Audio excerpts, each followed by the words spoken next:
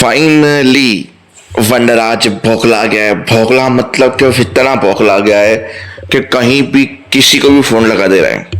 तो वो डिम्पी कल घर से भाग गई थी एपिसोड के एंड में, और आज एपिसोड का स्टार्टिंग वहीं से हुआ जहाँ पे बात की गई कि डिम्पी ने अनुपमा को बोला सही किया, मैंने गलत किया, मुझे नहीं पता, मैंने टिट्टू को फोन किया, टिट्टू यहाँ पे इंडिया आ रहा है वापस। फिलहाल मैं उसने अपने दोस्त को फोन किया, उस एड्रेस पे जा रही हूँ और सेफली पहुंच जाऊंगी, चिंता मत करना, अंश मेरे साथ है, सही गलत मुझे नहीं पता, मैं अभी निकल चुकी हूँ। अनुपमा को बताना जरूरी समझा, उसको बता दिया और फोन कर दिया स्विच ऑफ, और निकल गई अपने दोस्त के घर। उसका दोस्त आया, बोला टिट्टू बस ऑन द वे आ रहा है, आपको कुछ भी जरूरत हो किसी भी चीज की मुझे फोन कर देना या मुझे बुला देना, मैं आ जाऊंगा, अभी आप रेस्ट कीजिए। तो डिम्पी आराम से बैठ के वहां पर रेस्ट कर रही है और सोच रही है कि मैंने इस परिवार के लिए क्या क्या किया था, क्या नहीं किया था। सारे डिम्पी के फ्लैशबैक चल रहे थे बीच बीच में।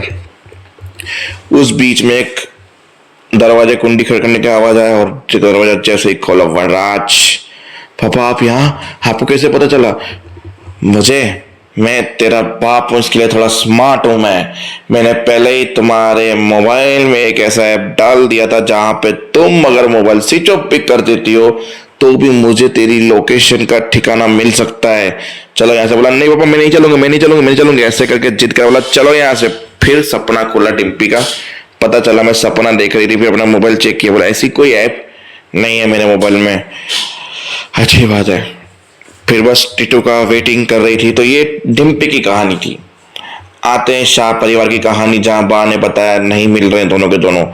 बोला डिम्पी की इतनी हिम्मत के वो घर छोड़ के चली गई, मुझसे बगावत की, मुझसे विरोध किया, ये सामान फेंकने लगा और सब बाबूजी काव्या बाहर आ गए। बोला क्या हुआ बताएगा? बोला डिम्पी भाग गई, आपकी लाडली बहू बेटी सब भाग गई। बोला नहीं हो सकता, यही होगी, देख ले। बोला भाग गई है बाबूजी वो।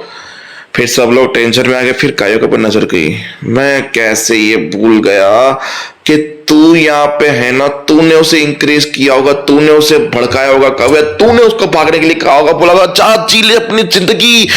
क्यों किया काव्या ऐसा? काश मैंने ऐसा किया होता वनराज, काश मैंने वही लंदन में तुम्हारी नीयत के बारे में जान लिया होता तो उसी लंदन में उसकी शादी करवा के वहीं से वहीं अमेरिका से उसे भेज देती। पर मैंने काश काश काश ऐसा किया होता वनराज, काश। मतलब काव्या भी फ्रस्ट्रेशन में फंस गई। बोला बस बहुत हो गया। उसने तुझे हाथ पैर जोड़ के, पांव छू के, इज्जत से, प्रेम से, मान सम्मान से चिल्ला के हर वॉइस में तुझे समझाने की कोशिश की, पर तुम नहीं समझे, इसलिए फिर उसने ये कदम उठाया। और मैं ये चीज तेरी नीयत के बारे में उसे बोलने वाली थी, पर वो अपने टिट्टू से बात कर रही थी, अपने सपने सजा रही थी, मैंने नहीं बोला।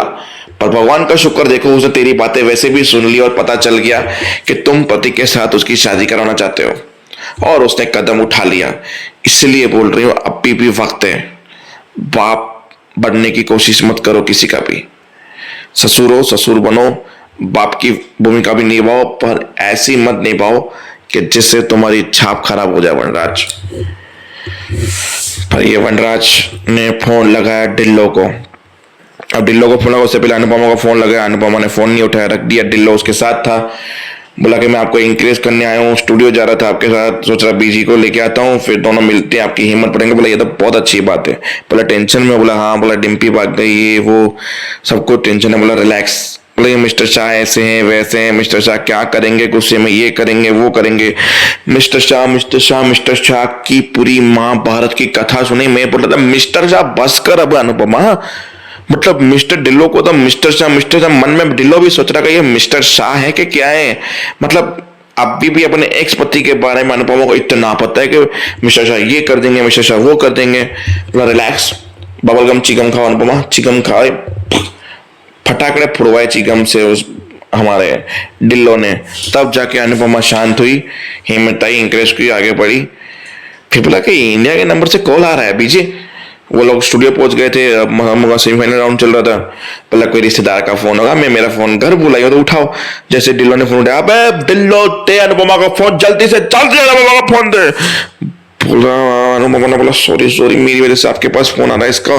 बोला डिल्लो मेरे घर में यहाँ पे आग लगी हुई है, जल्दी से अनुपमा को फोन दे। फिर बोला अगर घर में आग लगी जाए तो घर में खुद आग नहीं लगाते मिस्टर वनराज शाह। बोला तुमने उससे इंकरेज करके भगा के वहां लंदन अमेरिका बुलाया होगा, जरूर तुमने किया है।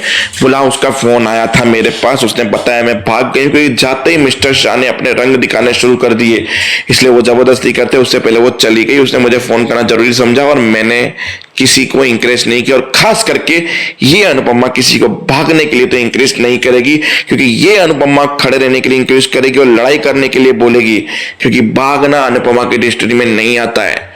जब उसने अपने बेटे किंजल तोशु को भगाने में सपोर्ट नहीं किया था तो डिम्पी को क्यों करेगी? तो बस यही अनुपमा ने बताया, लंबा चौड़ा अनुपमा ने भाषण दिया, वरना तो फोन न आउट यू।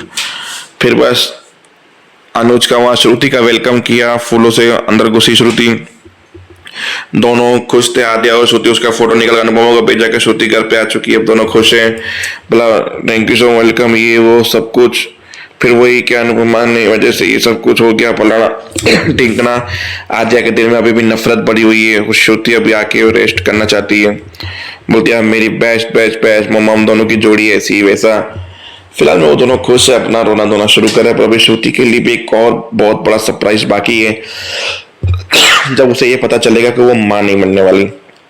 तो देखते आगे होता क्या है। तब तक के लिए आज का एपिसोड, ये एपिसोड के एंड में वही बन रहा, अनुज बोलेगा कि मैं तुम्हारी मदद चाहिए मुझे, क्या तुम मेरी बेटी आद्या ठीक नहीं है, बहुत मुसीबत में, क्या तुम मेरी बेटी आद्या के लिए मेरे घर में रह सकती हो अनुपमा?